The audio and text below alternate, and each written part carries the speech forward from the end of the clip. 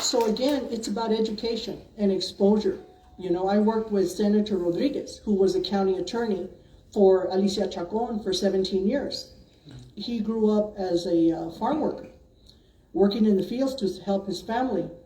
And that one day in a library that happened to be accessible to the children of farm workers, he found a children's book about Thurgood Marshall, the life of the first African-American Supreme Court Justice. And he saw there, as an 8-year-old, a man of color can be an attorney.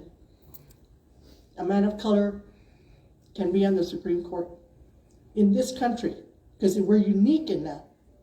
And there he is, Senator Jose Rodriguez. So time and time again, it's inspiration that just needs a moment, a flash to happen.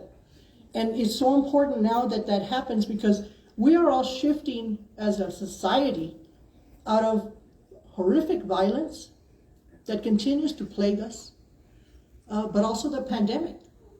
And so the tight community that we have, because of the trauma, some of those ties and because of the losses got loosened. So how do we reweave that? And it's by learning each other's stories. You know, let me ask right now, are there any graduates of Jefferson High School here? Wonderful. Bowie? Excellent. I just want to point out that the stories that we don't have, for example, are of Cynthia's grandfather, Francisco Villa, but not that Francisco Villa. He was a union organizer, and before Jefferson High School was built, citizens had to get together and practically fight to say, this community needs another high school. You can't just cram students into a facility that is too small with inadequate resources. And so that fight to create Jefferson High School and its great legacy began with a group of people who worked and said, no, we need fairness. And so everyone in this field of stars is a fighter, a champion for fairness. And they show us the way that wherever we are, everybody can shine like a star. Everyone has the power to shine and to bring illumination. But how many other people don't know about that story?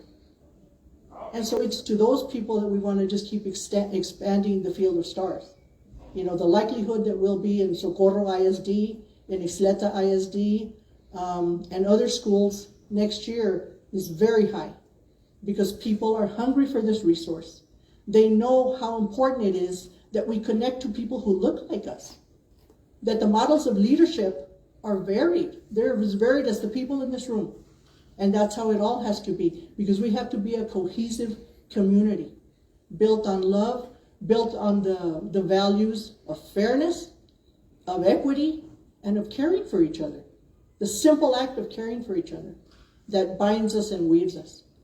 So thank you all so much for being here. Let's see, lower level, QR codes, law library. Oh, and in the front as you enter in the lobby, so on the first floor, you'll see the flags of Alicia Chacon, Enrique Moreno, Pete Duarte, Jose Garcia, all people who are affiliated with the county. Commissioner Robinson, and there's one more. And of course, the county attorney, Senator Rodriguez.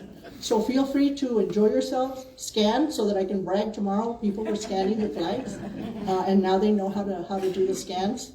There's also a document that has the list of all the flags, as well as a list of the nominees who are already on that list. And we have a small committee that is very devoted to having a list of community leaders that really speaks to the people who have fought for justice. But it's important that the stories of the real champions are preserved and shared.